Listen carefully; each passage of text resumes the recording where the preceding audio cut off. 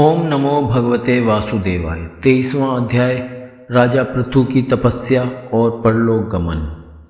श्री मैत्रेय जी कहते हैं, इस प्रकार महामनस्वी प्रजापति पृथु ने स्वयंमेव अन्नादि तथा पूर्व ग्रामादि सर्ग की व्यवस्था करके स्थावर जंगम सभी की आजीविका का सुभिता कर दिया तथा साधुजनोचित धर्मों का भी खूब पालन किया। मेरी अवस्था कुछ ढल गई है और जिसके लिए मैंने इस लोक में जन्म लिया था उस प्रजा रक्षण रूप ईश्वराज्ञा का पालन भी हो चुका है।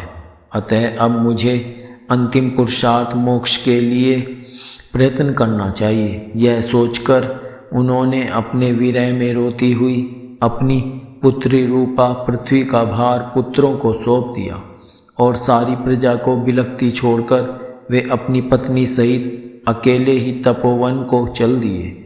वहाँ भी वे वानप्रस्थ आश्रम के नियमानुसार उसी प्रकार कठोर तपस्या में लग गए जैसे पहले गृहस्थाश्रम में अखंड व्रत पूर्वक पृथ्वी को विजय करने में लगे थे। कुछ दिन तो उन्होंने कंदमूल फल खाकर बिताए, कुछ काल सूखे पत्ते खाकर रहे और फिर कुछ पखवाड़ों तक जल पर ही रहे और इसके बाद केवल वायु से ही निर्वाह करने लगे। वीरवर पृथु मुनिवृत्ति से रहते थे। गर्मियों में उन्होंने पंचाग्नियों का सेवन किया। वर्षा ऋतु में खुले मैदान में रहकर अपने शरीर पर जल की धाराएं सही और जाड़े में गले तक जल में खड़े रहे। वे प्रतिदिन मिट्टी की वेदी पर ही शयन करते थे। उन्होंने शीतोष्ण सब प्रकार के द्वंद्वों को सहा तथा वाणी और मन का संयम करके ब्रह्मचर्य का पालन करते हुए प्राणों को अपने अधीन किया। इस प्रकार श्री कृष्ण की आराधना करने के लिए उन्होंने उत्तम तप किया। इस क्रम से उनकी तपस्या बहुत पुष्ट हो गई और उसके प्रभाव से कर्ममल नष्ट हो जाने के कारण उनका चित्त सर्वथा शुद्ध हो गया। प्राणायामों के द्वारा मन और इंद्रियों के निरुद्ध हो जाने से उनका वासना जनित बंधन भी कट गया तथा भगवान सनत कुमार ने उन्हें जिस परमोत्कृष्ट अध्यात्म योग की शिक्षा दी थी उसी के अनुसार राजा पृथु पुरुषोत्तम श्री हरि की आराधना करने लगे। इस तरह भगवत परायण होकर श्रद्धापूर्वक सदाचार का पालन करते हुए निरंतर साधन करने से परब्रह्म परमात्मा में उनकी अनन्य भक्ति हो गई। इस प्रकार भगवद उपासना से अंतःकरण शुद्ध सात्विक हो जाने पर निरंतर भगवत चिंतन के प्रभाव से प्राप्त हुई इस अनन्य भक्ति से उन्हें वैराग्य सहित ज्ञान की प्राप्ति हुई और फिर उस तीव्र ज्ञान के द्वारा उन्होंने जीव के उपाधिभूत अहंकार को नष्ट कर दिया जो सब प्रकार के संशय विपर्य का आश्रय है। इसके पश्चात देहात्मक बुद्धि की निवृत्ति और परमात्म स्वरूप श्री कृष्ण की अनुभूति होने पर अन्य सब प्रकार की सिद्धि आदि से भी उदासीन हो जाने के कारण उन्होंने उस तत्व ज्ञान के लिए भी प्रयत्न करना छोड़ दिया जिसकी सहायता से पहले अपने जीवकोश का नाश किया था। क्योंकि जब तक साधक को योग मार्ग के द्वारा श्री कृष्ण कथामृत में अनुराग नहीं होता तब तक केवल योग साधना से उसका मोहजनित प्रमाद दूर नहीं होता, भ्रम नहीं मिटता। फिर जब अंतकाल उपस्थित हुआ तो वीरवर पृथु ने अपने चित्त को दृढ़तापूर्वक परमात्मा में स्थिर कर ब्रह्म भाव में स्थित हो अपना शरीर त्याग दिया।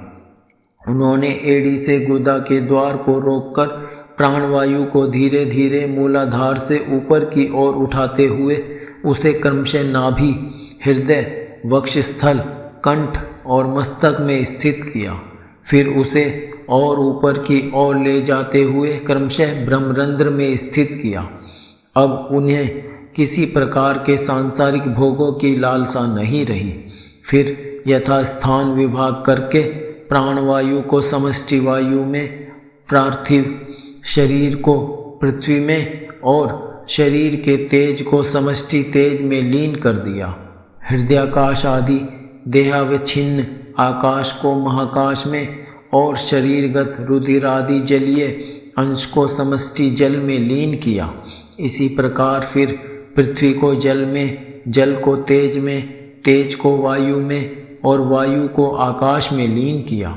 तदंतर मन को सविकल्प ज्ञान में, जिनके अधीन वह रहता है, उन इंद्रियों में, इंद्रियों को उनके कारण रूप तन्मात्राओं में और सूक्ष्म भूतों तन्मात्राओं के कारण अहंकार के द्वारा आकाश, इंद्रिय और तन्मात्राओं को उसी अहंकार में लीन कर अहंकार को महतत्व में लीन किया। फिर संपूर्ण गुणों की अभिव्यक्ति करने वाले उस महतत्व को मायोपाधिक जीव में स्थित किया। तदंतर उस माया रूप जीव की उपाधि को भी उन्होंने ज्ञान और वैराग्य के प्रभाव से अपने शुद्ध ब्रह्म स्वरूप में स्थित होकर त्याग दिया। महाराज पृथु की पत्नी महारानी अर्ची भी उनके साथ वन को गई थी। वे बड़ी सुकुमारी थी, पैरों से भूमि का स्पर्श करने योग्य भी नहीं थी। फिर भी उन्होंने अपने स्वामी के व्रत और नियमादि का पालन करते हुए उनकी खूब सेवा की और मनुवृत्ति के अनुसार कंदमूल आदि से निर्वाह किया। इससे यद्यपि वे बहुत दुर्बल हो गई थी, तो भी प्रियतम के कर स्पर्श से सम्मानित होकर उसी में आनंद मानने के कारण उन्हें किसी प्रकार का कष्ट नहीं होता था। अब पृथ्वी के स्वामी और अपने प्रियतम महाराज पृथु की देह को जीवन के, चेतना आदि सभी धर्मों से रहित देख उस सती ने कुछ देर विलाप किया।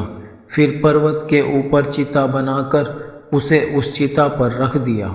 इसके बाद उस समय के सारे कृत्य कर नदी के जल में स्नान किया, अपने परम पराक्रमी पति को जलांजलि दे आकाश स्थित देवताओं की वंदना की तथा 3 बार चिता की परिक्रमा कर पतिदेव के चरणों का ध्यान करती हुई अग्नि में प्रवेश कर गई। परम साध्वी अर्ची को इस प्रकार अपने पति वीरवर पृथु का अनुगमन करते देख सहस्त्रों वरदायिनी देवियों ने अपने अपने पतियों के साथ उनकी स्तुति की। वहाँ देवताओं के बाजे बजने लगे। उस समय उस मंदराचल के शिखर पर वे देवांगनाएं पुष्पों की वर्षा करती हुई आपस में इस प्रकार कहने लगी। देवियों ने कहा, अहो यह स्त्री धन्य है, इसने अपने पति राजराजेश्वर पृथु की मन वाणी शरीर से ठीक उसी प्रकार सेवा की है जैसे श्री लक्ष्मी जी यज्ञेश्वर भगवान विष्णु की करती हैं। अवश्य ही अपने अचिंत्य कर्म के प्रभाव से यह सती हमें भी लांघकर अपने पति के साथ उच्चतर लोकों को जा रही है। इस लोक में कुछ ही दिनों का जीवन होने पर भी जो लोग भगवान के परम पद की प्राप्ति कराने वाला आत्मज्ञान प्राप्त कर लेते हैं, उनके लिए संसार में कौन पदार्थ दुर्लभ है।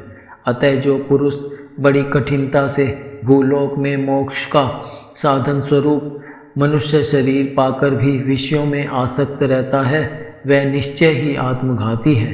हाय हाय वह ठगा गया।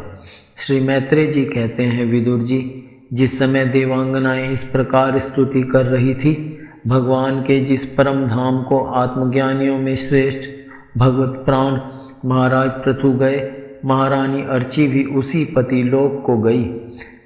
परम भागवत पृथु जी ऐसे ही प्रभावशाली थे। उनके चरित्र बड़े उदार हैं। मैंने तुम्हारे सामने उनका वर्णन किया।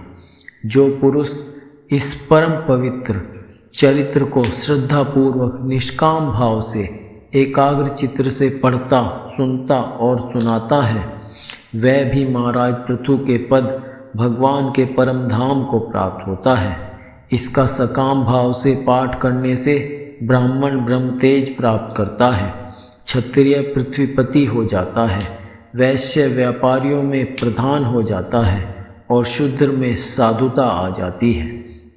स्त्री हो अथवा पुरुष, जो कोई इसे आदरपूर्वक 3 बार सुनता है, वह संतानहीन हो तो पुत्रवान, धनहीन हो तो महाधनी, कीर्तिहीन हो तो यशस्वी और मूर्ख हो तो पंडित हो जाता है। यह चरित्र मनुष्य मात्र का कल्याण करने वाला और अमंगल को दूर करने वाला है। यह धन, यश और आयु की वृद्धि करने वाला, स्वर्ग की प्राप्ति कराने वाला और कलयुग के दोषों का नाश करने वाला है। यह धर्मादि चतुर्वर्ग की प्राप्ति में भी बड़ा सहायक है। इसलिए जो लोग धर्म, अर्थ, काम और मोक्ष को भली भांति सिद्ध करना चाहते हों, उन्हें इसका श्रद्धापूर्वक श्रवण करना चाहिए। जो राजा विजय के लिए प्रस्थान करते समय इसे सुनकर जाता है, उसके आगे आकर राजा लोग उसी प्रकार भेंट रखते हैं जैसे पृथु के सामने रखते थे। मनुष्य को चाहिए कि अन्य सब प्रकार की आसक्ति छोड़कर भगवान में विशुद्ध निष्काम भक्ति भाव रखते हुए महाराज पृथु के इस निर्मल चरित्र को सुने, सुनावे और पढ़े। विदुर जी, मैंने भगवान के महात्म्य को प्रकट करने वाला यह पवित्र चरित्र तुम्हें सुना दिया। इसमें प्रेम करने वाला पुरुष महाराज पृथु की सी गति पाता है। जो पुरुष इस पृथु चरित्र का प्रतिदिन आदर पूर्वक निष्काम भाव से श्रवण और कीर्तन करता है, उसका जिनके चरण संसार सागर को पार करने के लिए नौका के समान हैं, उन श्री हरि में सुदृढ़ अनुराग हो जाता है।